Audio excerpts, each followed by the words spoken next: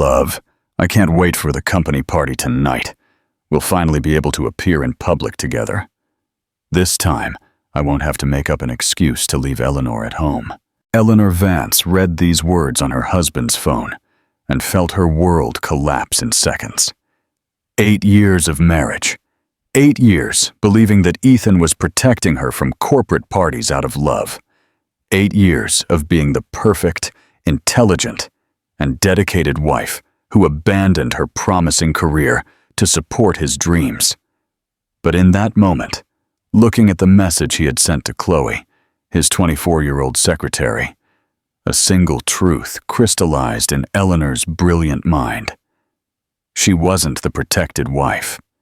She was the hidden wife. Ethan wasn't ashamed to take her to parties. He was ashamed of her. As she looked out the window of their Tribeca penthouse, watching life continue normally below, Eleanor made a decision that would change everything. If Ethan wanted to hide her, she would become impossible to ignore. If he thought he could replace her with a naive young woman, he would discover that he had completely underestimated the woman he married. Revenge, after all, is a dish best served cold. And Eleanor had all the patience in the world to prepare the perfect feast. At the next company party, the one where Ethan would finally introduce Chloe as his new partner, he would receive the surprise of his life. Because Eleanor Vance, the simple woman he was so ashamed to show, was about to transform into the most powerful force he had ever faced. The game had begun. And this time, Eleanor would set the rules. Fontaine, the New York sun beat down relentlessly on the windows of the penthouse apartment in Tribeca. But Eleanor barely noticed the heat. Her dark eyes, normally bright and expressive, were fixed on her phone screen, which trembled in her delicate hands. The messages she had just discovered on Ethan's phone were like knives to her chest. Love, I can't wait for the company party tonight. We'll finally be able to appear in public together, wrote Chloe, her husband's secretary. Me too, my life. This time I don't have to make up an excuse to leave Eleanor at home, replied Ethan, the man with whom she had shared the last 8 years of her life. Eleanor closed her eyes, feeling the world collapse around her. How many times had Ethan said that company parties were just business, that it would be boring for her, that he preferred to protect her from the hostile corporate environment? How many times had she believed him, even feeling special for having such a considerate husband? Now it all made sense.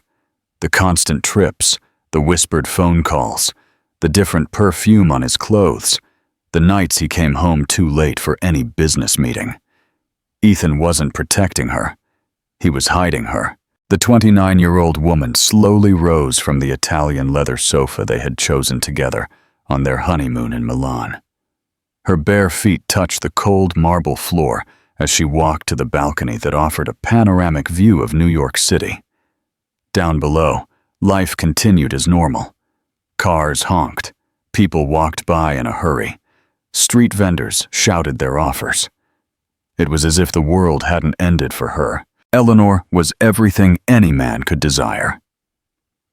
With a law degree from Columbia University, specializing in corporate law at the University of Cambridge, she had abandoned a promising career to support Ethan's dreams when he decided to expand his import business. Her beauty was natural and striking. Black hair that fell in soft waves over her shoulders, olive skin that contrasted perfectly with her almond-shaped eyes, and a smile that lit up any room. But more than her appearance, it was her intelligence that had always drawn attention. Eleanor possessed an analytical and strategic mind that had helped Ethan build his business empire, even though he never publicly acknowledged her contribution. She reviewed contracts, identified legal loopholes, and suggested market expansions, all from behind the scenes, always behind the scenes. Now, watching the skyline of the New York, Eleanor felt a transformation happening inside her. The pain of betrayal was crystallizing into something different, something more powerful. It wasn't just anger. It was determination. A thirst for justice that made her blood boil and her mind work at full speed. She walked back into the apartment and observed every detail around her. The Frida Kahlo painting she had chosen, the furniture she had lovingly selected, the books in her personal library perfectly organized. This was her home, her life, and Ethan had trampled on all of it. Her phone vibrated. A message from her best friend, Carmen. "Eleanor, darling, I saw a photo on Instagram from Ethan's company party." "You didn't go?" "He was with some woman." Eleanor didn't need to see the photo to know who the woman was. Chloe, the 24-year-old blonde Ethan had hired 6 months ago as an executive assistant. The same one who always smiled exaggeratedly when Eleanor visited the office, who made a point of showing intimacy with Ethan's personal affairs. But this time would be different. Eleanor would no longer be the naive wife who stayed home while her husband enjoyed himself with his mistress. She had discovered something they didn't imagine she knew. The annual party of the International Importers Association would be next week at the St. Regis Hotel. The most important event on Ethan's business calendar, where he hoped to close million-dollar deals with international investors. A slow, calculating smile spread across Eleanor's lips. She knew every detail of Ethan's business, every client, every supplier, every financial move. After all, who did they think organized all the documents, prepared the presentations, and reviewed the contracts? She was the real force behind the success of Vance Imports. That night, while Ethan worked late, code for being with Chloe, Eleanor locked herself in her personal office. The walls were decorated with her diplomas and certifications, achievements she had put aside to support her husband. Now, they would be her weapons. She opened her laptop and started to work. First, she needed to understand exactly what Ethan's strategy would be at the party. She discreetly accessed his corporate email, a password she had known for years, and began mapping every meeting, every presentation, every important person who would be present. Then, she started her own investigation. She called old contacts from college, former colleagues from her days as an intern at law firms, and suppliers she had known from the first years of her marriage.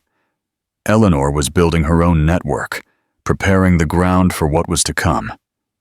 The hours passed unnoticed as she worked. When Ethan finally came home at 3 in the morning, he found his wife sleeping peacefully in bed. He had no idea she had spent the entire night plotting. In the days that followed, Eleanor maintained her normal routine. She prepared Ethan's breakfast, asked about his day, and feigned interest in his stories about important meetings. But inside, she was preparing like a chess player, planning dozens of moves ahead. She knew that revenge was a dish best served cold, and she had all the patience in the world. Ethan and Chloe had underestimated the wrong woman. Soon, they would discover that Eleanor was not just a decorative wife. She was a force of nature. When the night of the party came, Ethan's world would crumble, and Eleanor would be there to watch every second of his humiliation. The first move of the game had begun, and she already had several moves of advantage. What do you think of Eleanor's revenge plan? Is it fair, or is it too much? Let me know in the comments. Funzu Akotrian. The unveiling. A week had passed since the devastating discovery, and Eleanor had completely transformed. On the outside, she maintained the same routine as always. She woke up early, made coffee, and saw Ethan off with a kiss on the cheek. But on the inside, a war machine was operating at full capacity. On that Tuesday morning, while Ethan was in the shower humming a song, probably thinking about Chloe, Eleanor was in her private office, finalizing the last details of her plan. She had spent entire nights studying her husband's every move, every behavioral pattern, every weakness she could exploit. Her first move had been brilliant in its simplicity. Eleanor had sought out Mrs. Allen, the most renowned corporate event organizer in New York City. Mrs. Allen was known for her impeccable contacts and absolute discretion, exactly what Eleanor needed. "Ms. Eleanor," Mrs. Allen had said during their meeting at a discreet cafe in the West Village, "I perfectly understand your situation. Many women go through what you are going through, and yes, I can help you." The plan was elegant. Mrs. Allen would get Eleanor a VIP invitation to the International Importers Association party, not as Ethan's wife, but as a representative of a fictitious group of European investors interested in the Latin American market. The identity would be built with impeccable documents, something Mrs. Allen had done for other clients in similar situations. But Eleanor wouldn't stop there. She had discovered something that made everything even more delicious. Julian Thorne, Ethan's biggest rival in the import sector, would be at the party. Julian was a 55-year-old man, elegant and extremely successful, who had always shown a discreet interest in Eleanor at the few social events they had attended together in the past. Over the last few days, Eleanor had casually encountered Julian at a few strategic locations in the city. First at a Starbucks in Tribeca, where she forgot to bring money, and he gallantly paid for her coffee.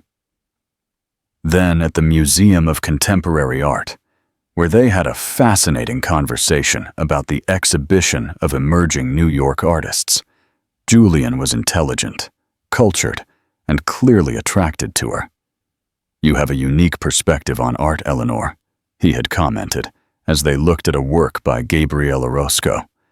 "It's a shame Ethan doesn't share your cultural interest." Julian's words had planted a seed. He knew Ethan well enough to know that Eleanor's husband did not value her intelligence and sophistication. And now that information would be crucial for the next steps of the plan. That afternoon, Eleanor received the call she was waiting for. It was Carmen, her best friend, who worked as a society journalist for one of the most important magazines in New York.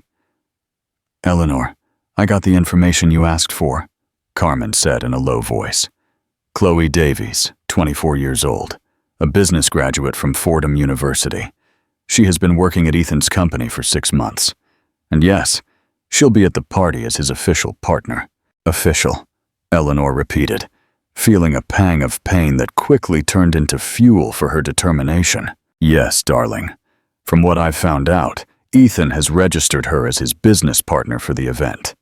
Apparently, he's planning to introduce her to international investors."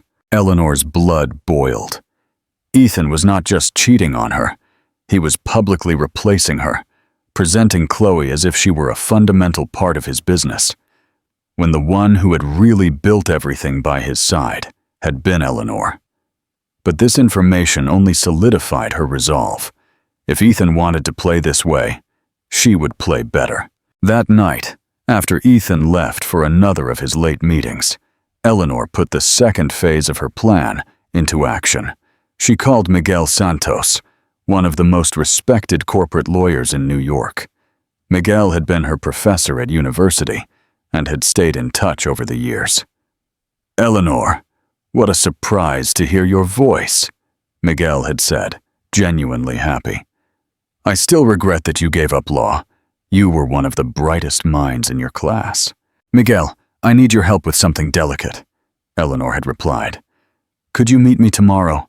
It's about a rather complex business matter." The meeting was scheduled for the next day at Miguel's elegant office in Midtown. When Eleanor arrived, wearing a flawless black pantsuit that accentuated her elegant figure and natural authority, Miguel couldn't hide his admiration. "You look radiant, Eleanor.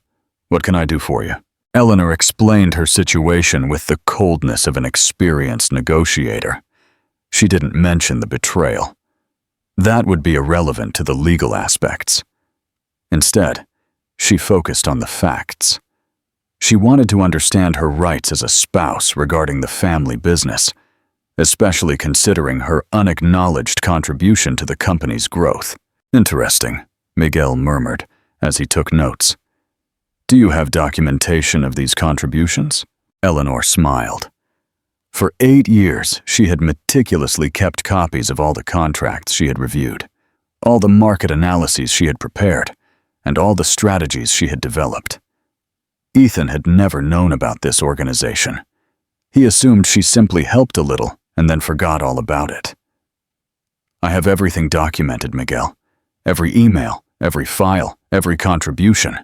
Ethan never imagined I kept such detailed records. Miguel's eyes lit up with professional interest. Eleanor, this is pure gold. With this documentation, we can prove substantial intellectual contribution to the business. If something happens with your marriage, something might be about to happen. Eleanor interrupted him softly. Meanwhile, in another part of the city, Ethan was at an intimate restaurant with Chloe, planning how to introduce her at the party next week. They had no idea that their every move was being carefully observed and catalogued by Eleanor. Love, you'll see how wonderful it will be, Chloe whispered, playing with her blonde hair. We can finally be a real couple in public. Yes, my life, Ethan replied, holding her hand across the table. After the party, I'll talk to Eleanor about the divorce. I can't live this lie anymore. If they had known that Eleanor had already discovered everything and was orchestrating the public destruction of both of them, they might not have been smiling with such confidence. The next morning, Eleanor woke up with a sense of power she hadn't felt in a long time. Today would be the day to begin the final phase of her plan. She dressed in a navy blue dress that highlighted her eyes, applied impeccable makeup, and put her hair in an elegant bun. When Ethan came down for coffee, he found his wife more beautiful than ever.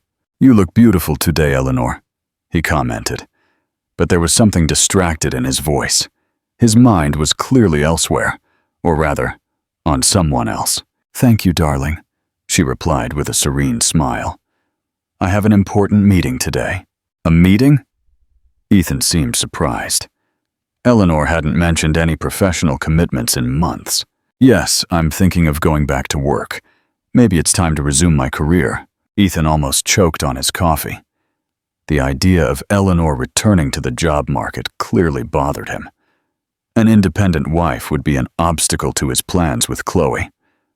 But darling, there's no need. I take care of everything. You know that.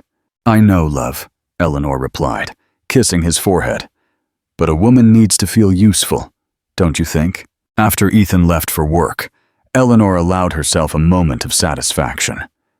In a few days, at the most important party of her husband's career, she would emerge as the hurricane he never saw coming.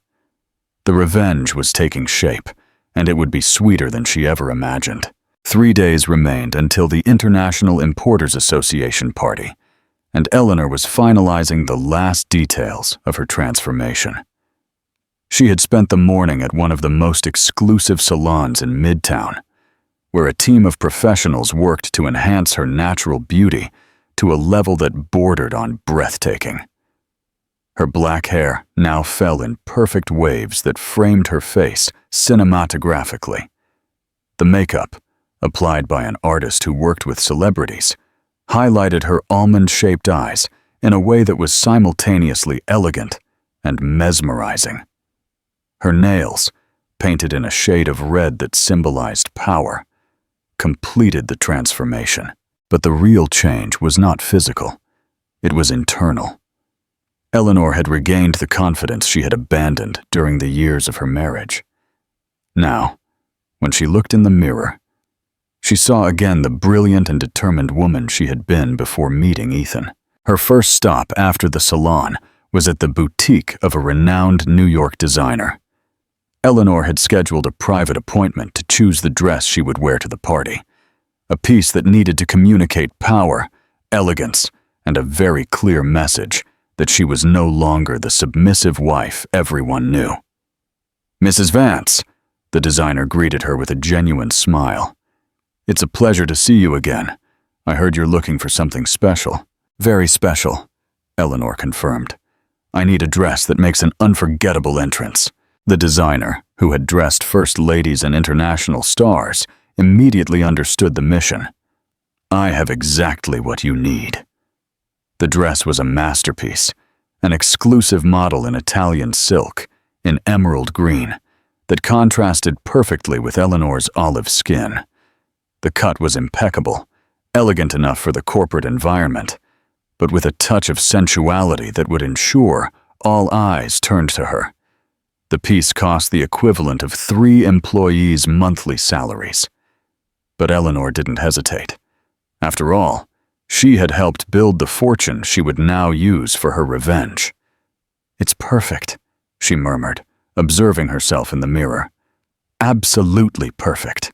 Meanwhile, a few blocks away, Ethan was in his office trying to focus on work, but his mind was completely occupied with thoughts of Chloe. He had spent the morning on WhatsApp with her, planning every detail of how they would present themselves at the party. "Love, I bought a light pink dress for the party," Chloe had written. "Do you think it looks good on me?" "You look beautiful in any color, my life," Ethan had replied. "I can't wait to introduce you to everyone as my partner." What Ethan didn't know was that Eleanor had access to all these conversations. Over the past few days, she had discreetly installed monitoring software on his phone, a skill she had developed during her digital law studies. Every message, every plan, every move they made was known to her before it even happened. That afternoon, Eleanor had her last meeting with Mrs. Allen to finalize the details of her fake identity for the party. Mrs. Allen had created a perfect character. Eleanor would be introduced as Eleanor Vance, a representative of a consortium of European investors interested in expanding business in New York. "All the documents are ready," Mrs. Allen explained, handing over an elegant folder. "Your business card, credentials for the fictitious company, even a professional website we created. You'll be one of the most important people at the party." "And the contacts you mentioned?" "Oh, yes. Julian Thorne has already confirmed his presence, and I discreetly let it slip that a very interesting female investor would be there. He showed immediate curiosity. I also spoke with some journalists in the economic field. They'll be there to cover the main deals, but they're always interested in new and beautiful faces." Eleanor smiled. Everything was falling perfectly into place. That night, during dinner, Eleanor watched Ethan carefully. He was visibly nervous, constantly fidgeting with his phone and looking distant. Clearly, the proximity of the party and the prospect of finally publicly embracing his relationship with Chloe made him anxious. "You seem worried, darling," Eleanor commented casually, delicately cutting the salmon on her plate. "Oh, it's just work. You know how these corporate parties are. A lot of stress, a lot of important deals." "I imagine so. Are you going alone, as always?" For a brief moment, Ethan hesitated. Eleanor could see the internal conflict reflected in his eyes. Part of him wanted to tell the truth, to get rid of the lie, but another part still didn't have the courage. "Yes, alone. You know you don't like these things." "True," Eleanor agreed, taking a sip of wine. "But sometimes I wonder if I shouldn't force myself to participate more in your professional life. After all, we're a team, aren't we?" The irony in her voice went completely unnoticed by Ethan, who was too busy replying to a message from Chloe under the table. Later that night, after Ethan fell asleep, Eleanor locked herself in her office to perform the final checks of her plan. She had created a detailed schedule of how everything would happen at the party. 7:30 p.m., Ethan and Chloe's arrival at the event. 8 p.m. Eleanor's arrival as Eleanor Vance. 8:15 p.m. First strategic contact with Julian Thorne. 8:30 p.m. Gradual approach to the business circles where Ethan would be. 9 p.m. The moment of the reveal. Every minute was planned with military precision. Eleanor knew exactly where Ethan would be at every moment, who he would be talking to, what deals he would try to close. After all, she had organized his agenda for years. Eleanor's phone vibrated. It was a message from Carmen.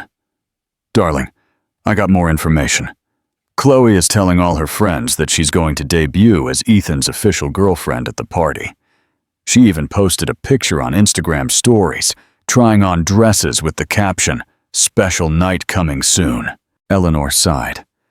Chloe's naivety was almost touching. The young woman really believed that Ethan would leave Eleanor for her without consequences. That she could simply take on the position of wife without facing any resistance. She was about to discover that she had completely underestimated the woman she was trying to replace. The next morning, Eleanor woke up with a sense of absolute calm. It was as if all the anxiety, all the pain, all the uncertainty of the last few days had crystallized into a cold, calculating determination. She prepared Ethan's breakfast for the last time as a deceived wife. Starting tomorrow, everything would be different. When he came down, he found her more radiant than ever. "Good morning, love," she said, serving him coffee exactly the way he liked it. "Good morning. You look very beautiful today." "Thank you. By the way, tomorrow night I'm going out with Carmen. Movie and dinner. You don't mind, do you?" "Of course not. Have fun." Ethan could barely hide his relief. If Eleanor was busy with her friend, he wouldn't have to invent more excuses for coming home late after the party with Chloe. After he left, Eleanor allowed herself a satisfied smile. Tomorrow night, Ethan would discover that he had completely underestimated the woman he married. And Chloe would learn that some positions in life are not won with just youth and naivety. The revenge was in its final 24 hours of preparation, and it would be devastatingly perfect. Are you ready for the final act of this story?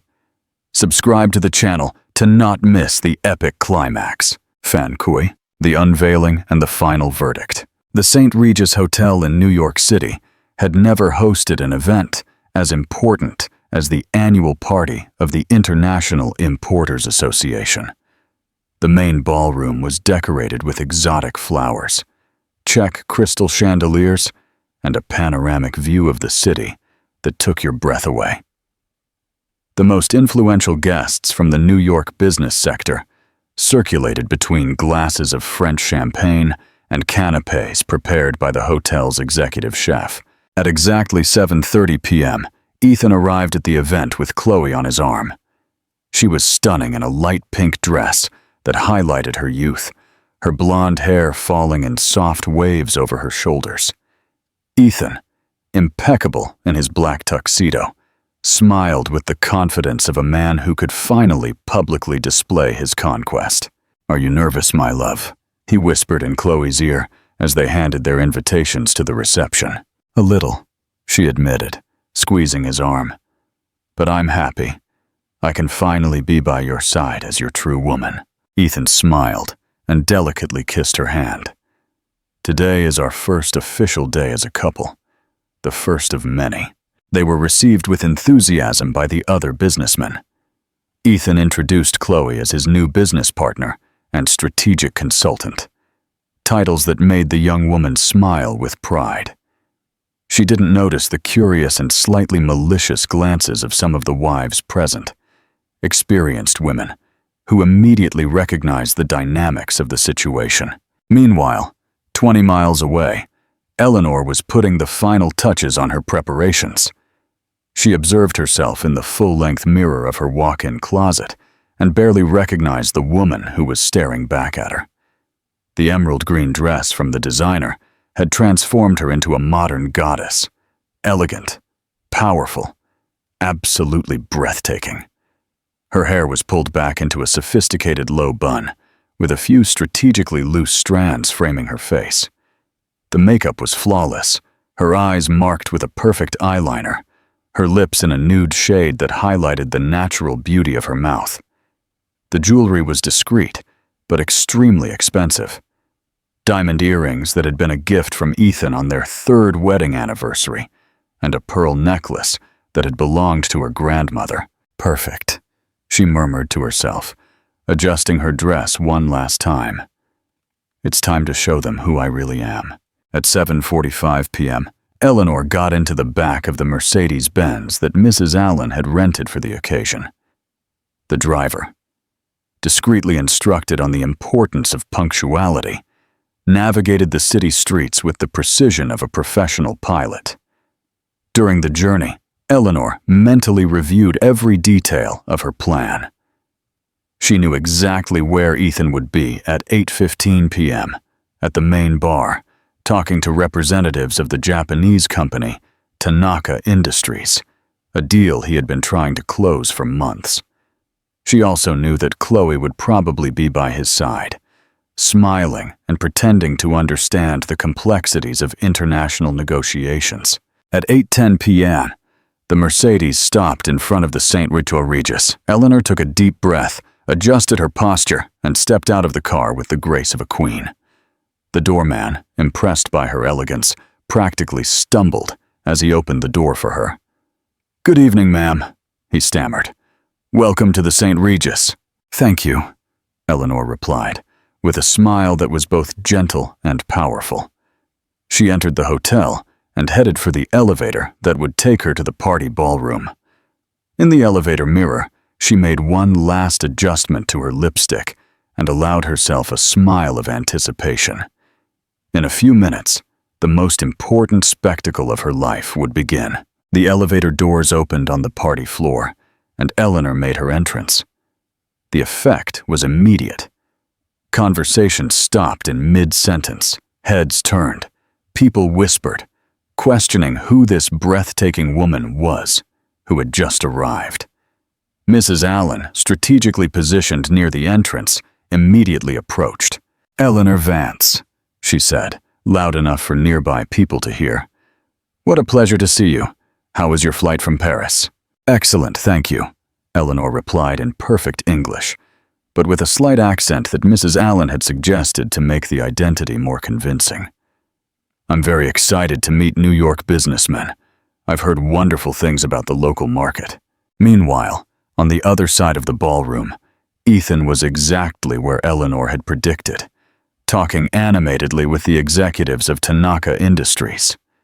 Chloe was by his side, smiling and occasionally nodding, clearly out of her element in the technical discussions about international logistics and customs regulations. "Mr. Vance," Hiroshi Tanaka, the regional director, was saying, "we are impressed with your proposal, but we need guarantees about your company's ability to handle larger volumes." "Absolutely, Mr. Tanaka," Ethan replied confidently.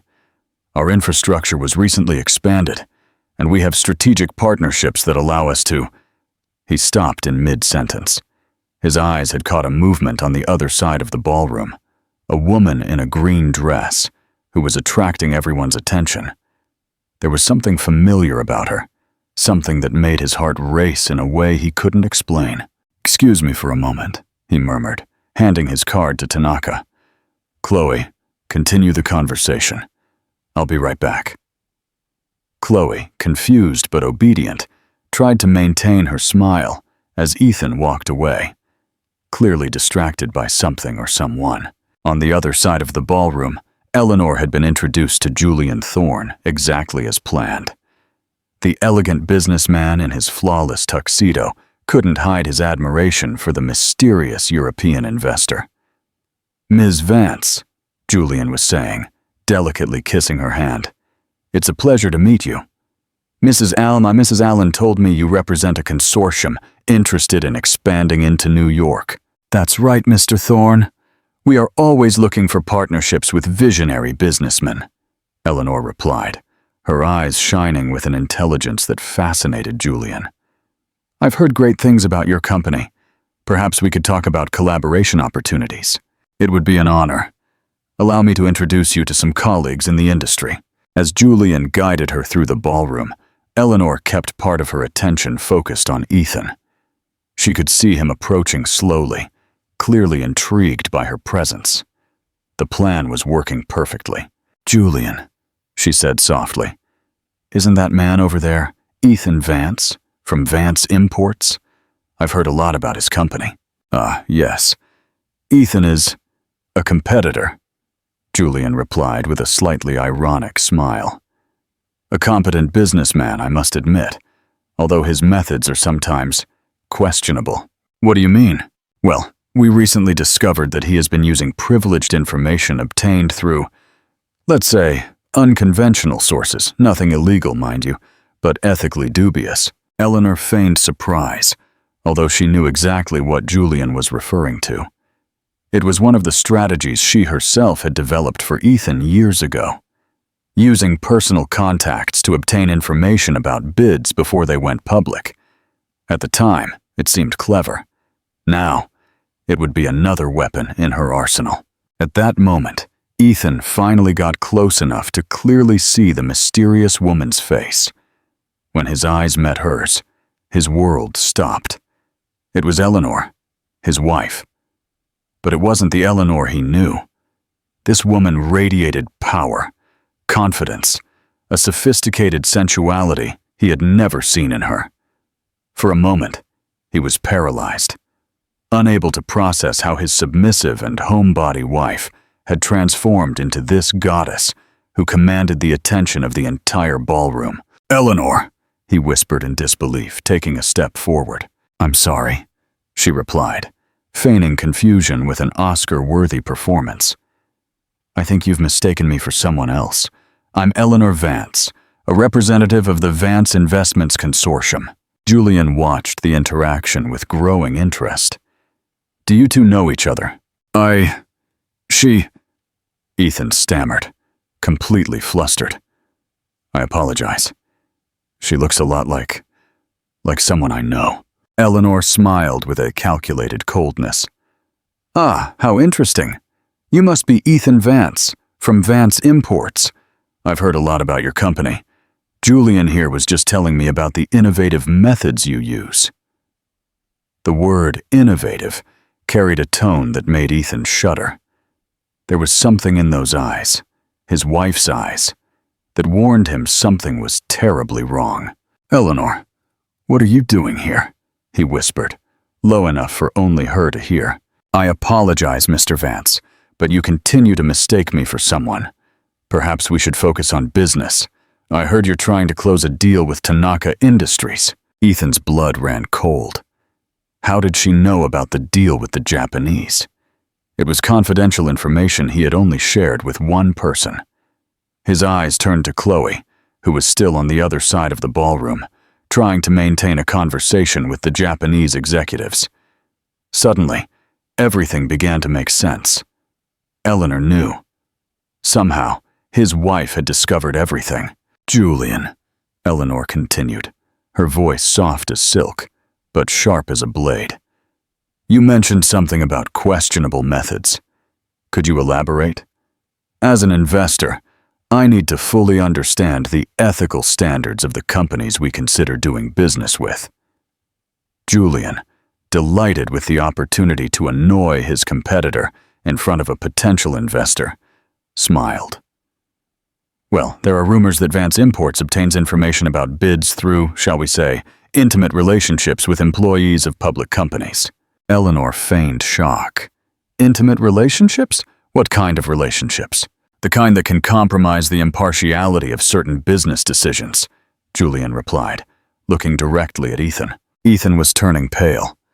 He didn't know where Julian had gotten this information, but it was dangerously close to the truth, and even worse, he was being exposed in front of his own wife, who for some diabolical reason was pretending to be a foreign investor. "What serious accusations," Eleanor murmured, shaking her head in disapproval. "Our consortium has very strict policies on business ethics. We cannot associate ourselves with companies that use improper methods." At that moment, Chloe approached, clearly confused by Ethan's long disappearance. "Love, the Japanese are asking where you went. They want to finalize the contract details." The silence that followed was deafening. Chloe had just called Ethan Love in front of Julian Thorne and the mysterious investor.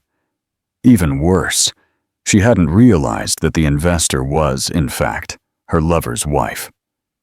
Julian raised an eyebrow, clearly understanding the situation.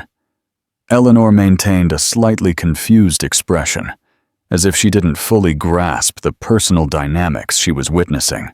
"Your secretary?" Eleanor asked Ethan innocently. She... Ethan was completely lost. How could he explain Chloe without exposing the affair? How could he maintain the professional facade when his personal life was publicly imploding? In fact, Chloe said with an innocent confidence that made Eleanor feel a mix of pity and irritation. I'm Ethan's business partner, and also, well, we're a couple. The words echoed through the group like a bombshell. Julian couldn't hide a smile of satisfaction. He finally had concrete evidence that Ethan was using personal relationships to advance his business. And Eleanor? Eleanor smiled. It was not a gentle or understanding smile. It was the smile of a predator who had finally cornered her prey. How interesting, she said, her voice maintaining the soft tone, but carrying a coldness that made Ethan shiver. And your wife? Does she know about this partnership? Ethan's world collapsed in that moment. He looked at Eleanor, his Eleanor, disguised as an international investor, and knew that the time for the truth had come. There was no more running. There was no more lying. The tension in the air was palpable. The 5 seconds of silence that followed Eleanor's question seemed like an eternity. Ethan was frozen, his hands trembling slightly as he processed the magnitude of what was happening. Chloe, still unaware of the investor's true identity, smiled with the naivety of someone who believed she had finally earned her place in the sun. His wife, Chloe laughed, a crystalline sound that cut the air like a funeral bell. Oh, Ms. Vance, that's a complicated story. Ethan is in the process of separating from his wife. She's a very simple woman. She doesn't understand business, you know. She stays at home, has no ambitions. She's not like us, modern and independent women. Every word from Chloe was like a stab to Ethan's heart, who watched in horror as his mistress destroyed any possibility of getting out of this situation with dignity. Julian watched everything with the interest of someone who was witnessing the collapse of his biggest competitor. And Eleanor? Eleanor maintained her icy smile, preparing for the final blow. What an interesting perspective, Eleanor said softly. And tell me, young lady, I'm sorry, I didn't catch your name. Chloe Davies, the young woman replied proudly. I have a degree in administration from Boston University, and I've been working as a strategic consultant for Vance Imports for a few months. Strategic consultant, Eleanor repeated, savoring every word. What impressive responsibilities for someone so young. Tell me, what kind of strategies have you developed for the company? Chloe blushed, clearly not knowing how to answer. Her role in the company was basically decorative. She organized Ethan's schedule, answered phone calls, and occasionally typed reports that other people prepared. Well, I help with the general organization of operations. General organization, Eleanor murmured, pretending to take mental notes. And the market analyses? The feasibility studies? The international contract negotiations? Chloe's silence was more eloquent than any answer. Julian began to laugh discreetly, finally understanding that he was witnessing a slow-motion massacre. You know, Eleanor continued, her voice gaining a dangerous edge. It's interesting how family businesses work. Many times, the true strategist behind the success is someone who works behind the scenes, without public recognition. Ethan closed his eyes, knowing exactly where she was going with this. For example, Eleanor continued, discreetly pulling some documents from her handbag. I was reviewing some materials on Vance Imports before our possible partnership, and I discovered something fascinating.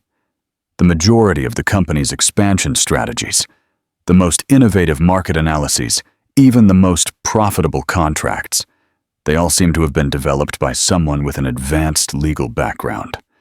Someone with a specialization in international corporate law. Julian leaned forward, intrigued.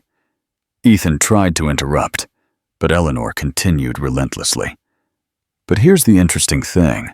Officially, Vance Imports has never employed a full-time corporate lawyer. So who developed these brilliant strategies? She made a theatrical pause, allowing the question to hang in the air.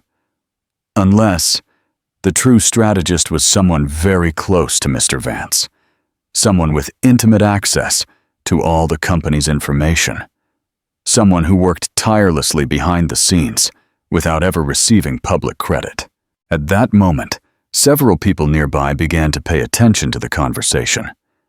Eleanor's voice, although soft, carried an authority that naturally attracted listeners. "Are you referring to someone specific?" Julian asked, clearly fascinated. "I'm referring," Eleanor said, her voice now filled with a coldness that made Ethan tremble, "to Ethan Vance's wife, Eleanor Vance, a woman with a law degree from Columbia, with a specialization in corporate law from the University of Cambridge. A woman who abandoned a promising career to support her husband's dreams. A woman who spent 8 years developing every strategy, reviewing every contract, and analyzing every market opportunity that transformed Vance Imports from a small family business into an import empire." The silence around them was absolute. People had gathered, drawn by the palpable tension of the situation. Ethan was as pale as a ghost, finally understanding the magnitude of what his wife had discovered and prepared. "But you know what's most interesting?" Eleanor continued, now addressing Chloe directly, who was beginning to look uncomfortable. "It's that this simple woman, who doesn't understand business, is, in fact, the true architect of the success you now claim as your own." Chloe looked nervously at Ethan, seeking support, but he was petrified. Finally, the pieces of the puzzle began to fall into place in the young woman's mind. "Ms. Vance," Ethan finally managed to whisper, "can we talk in private?" "I apologize, Mr. Vance, but I don't believe we have anything to discuss in private. As a potential investor, all my questions must be asked transparently." At that moment, Mrs. Allen approached the group, followed by 2 elegant men Eleanor recognized from the preparations. Journalists from Expansion magazine, the most important business publication in New York. "Eleanor," Mrs. Allen said, loud enough for everyone to hear, "I'd like to introduce you to Mr. Thomas Reed and Mr. Charles Vega from Expansion. They are doing a special report on international investors in New York." The journalists greeted Eleanor respectfully, clearly impressed by her presence and articulation. "Ms. Vance, it's a pleasure to meet you. Could we ask you a few questions about your investment plans in the country?" "Of course," Eleanor replied gracefully. "But I was just discussing some ethical concerns about certain local companies with Mr. Thorne." "Ethical concerns?" Thomas Reed asked, immediately interested. As an investigative journalist, he had a keen nose for scandals. Julian, delighted with the opportunity to expose his competitor, wasted no time. "We were discussing questionable practices of some companies in the sector, the use of privileged information, inappropriate personal relationships to gain competitive advantages, and the misappropriation of intellectual property," Eleanor added, her voice cutting through the air like a sword. The words fell like a bomb. Ethan finally understood that there was no escape. His wife had not just discovered the affair. She had prepared his complete and public destruction. "Intellectual property?" Charles Vega asked, his journalistic antennas fully active. "Yes," Eleanor replied, pulling more documents from her handbag.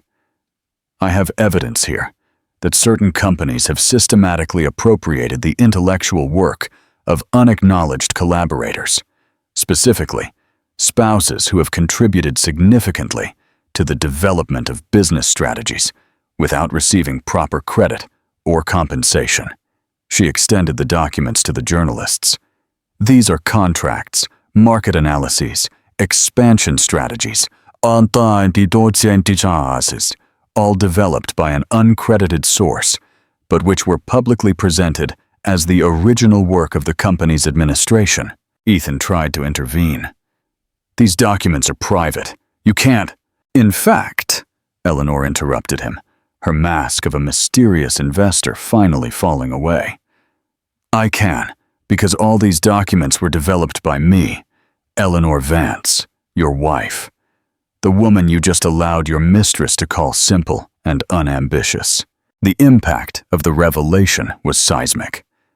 Chloe turned as white as paper, finally realizing that she had spent the last few minutes insulting the wife of the man she loved, a wife who now revealed herself to be far more formidable than she had ever imagined. The journalists began taking photos and making frantic notes. Julian laughed openly, delighted with the spectacle. And Ethan? Ethan collapsed into a nearby chair, finally understanding that he had lost everything. Gentlemen of the press, Eleanor continued, now speaking with the authority of an experienced executive. How about an exclusive interview about female intellectual property in the New York business world? I have a fascinating story about how talented women are systematically erased from the successes they help build. It would be fantastic. Thomas Reed replied immediately. Can we schedule it for tomorrow? Perfect. And I suppose you'd also be interested in investigating the ethical practices of Vance Imports. I have extensive documentation on questionable methods of obtaining contracts, while the journalists made appointments and Julian offered additional information. About his competitors' dubious practices, Chloe finally found the courage to speak. You're really his wife? Eleanor turned to her with a look that mixed pity and disdain. I am. Or rather, I was. Because after tonight, I believe our marriage has come to a definitive end. I didn't know you were intelligent? Capable? Powerful? No, darling, Eleanor interrupted. You believed the version of me that Ethan presented. The simple wife who stays home and does nothing. Did you never wonder how a mediocre man like Ethan managed to build a business empire all by himself? Chloe couldn't answer. Tears began to stream down her face as the magnitude of her naivety became clear. Eleanor turned to Ethan, who remained silently destroyed. As for you, my dear ex-husband, I hope you enjoyed your last party as the owner of Vance Imports, because starting tomorrow, when my lawyers file for divorce, you will discover exactly what percentage of the company legally belongs to me. She paused, allowing the words to sink in. You see, for 8 years, I meticulously documented every contribution I made to the company, every strategy, every analysis, every contract. And according to New York law, spouses are entitled to compensation for intellectual contributions to family businesses. Ethan's face lost all remaining color. By the way, Eleanor continued with a smile that was pure venom.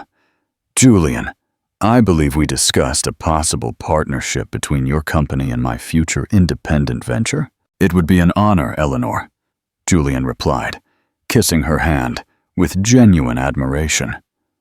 A woman with your intelligence and experience would be a valuable partner. Eleanor turned one last time to Ethan and Chloe. Revenge, she said softly, is truly a dish best served cold, and you two have just been served. With that, she took Julian's arm and walked away, leaving behind the wreckage of the life she had built, with Ethan and Chloe's naive dreams.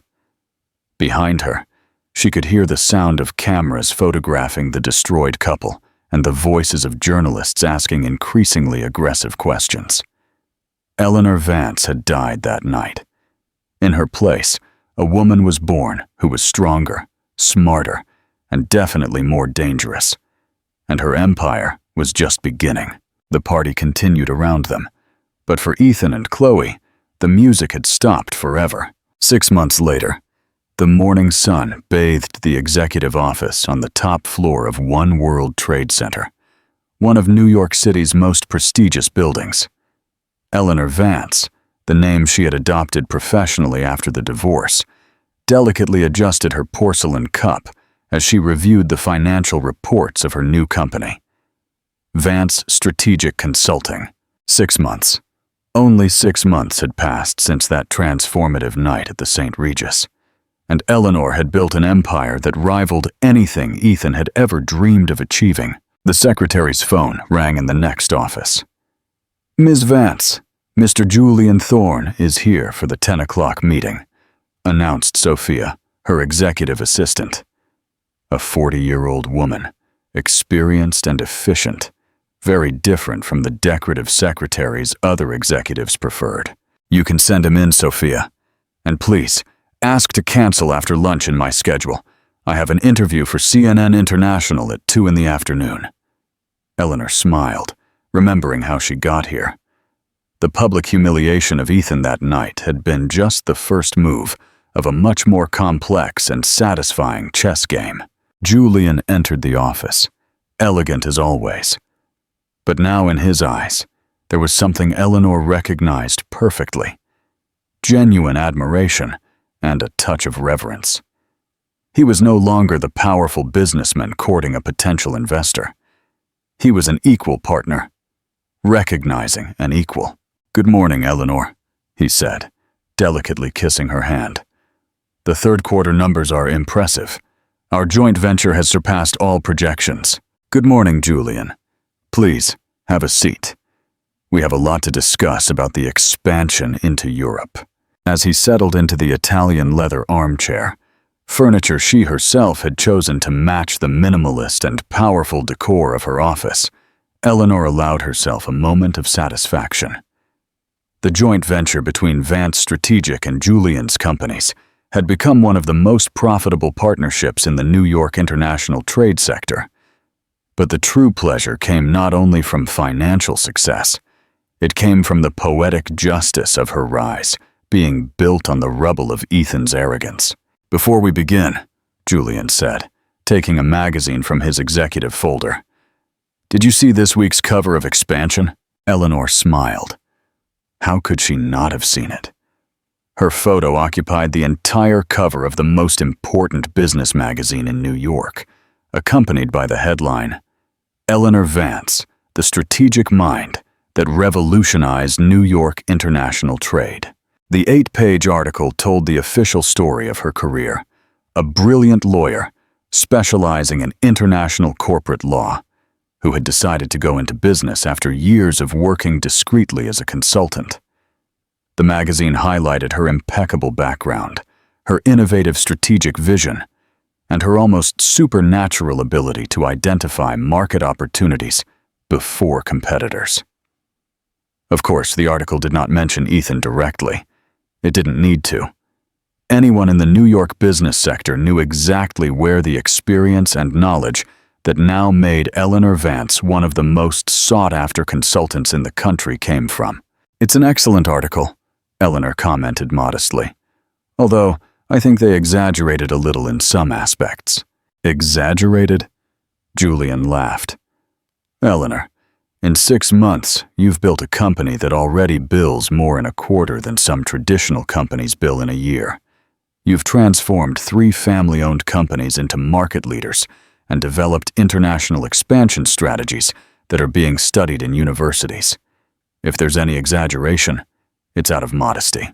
It was true.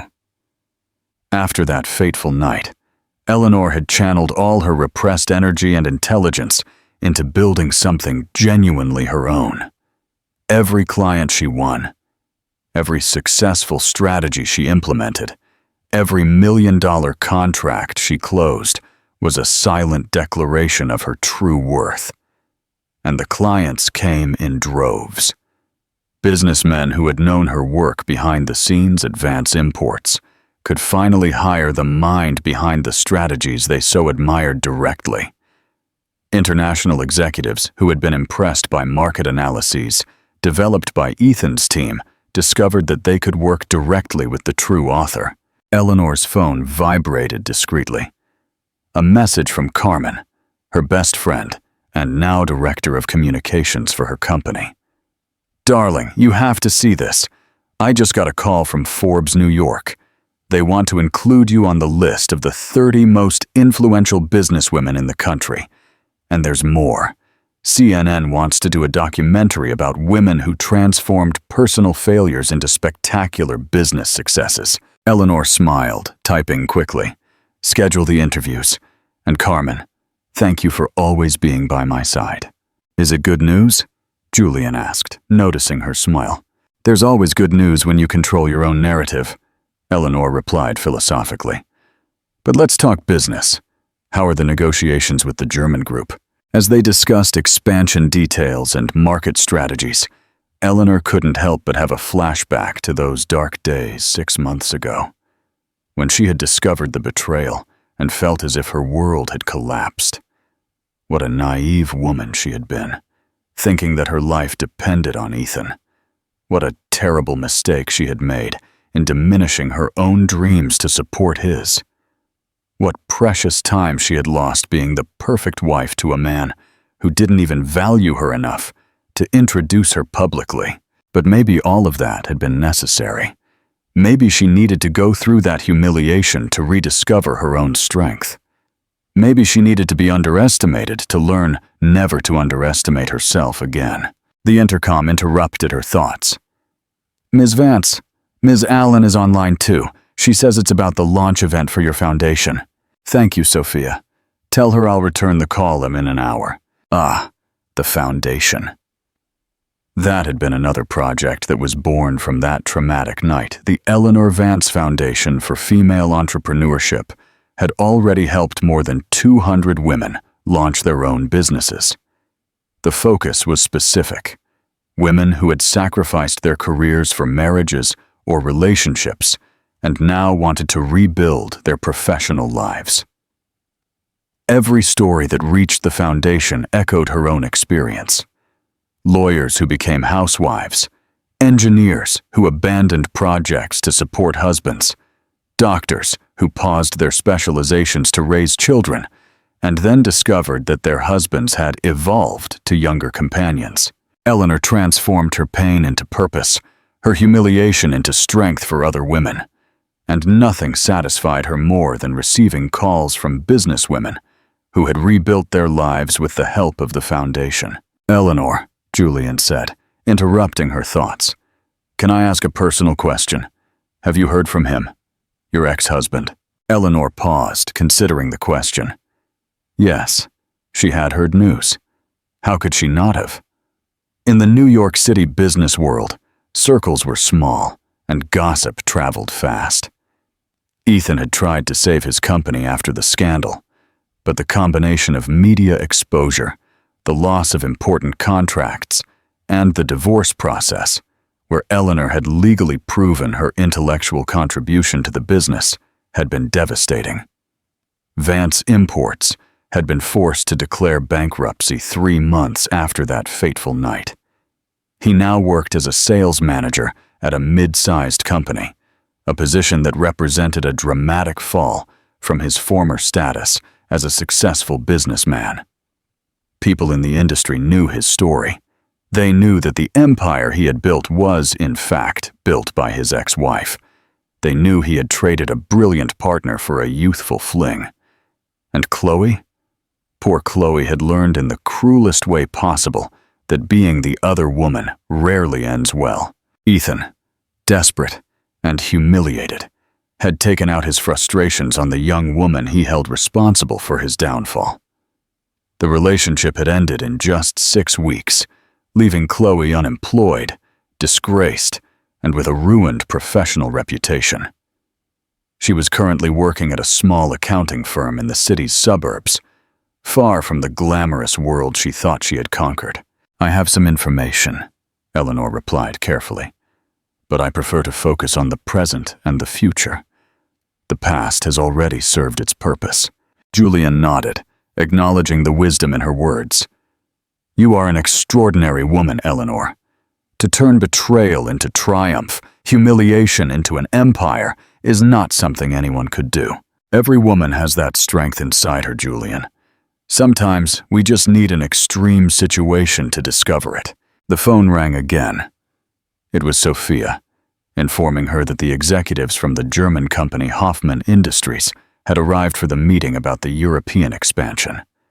Eleanor stood up, adjusting the blazer of a pantsuit that cost more than the monthly salary Ethan now earned.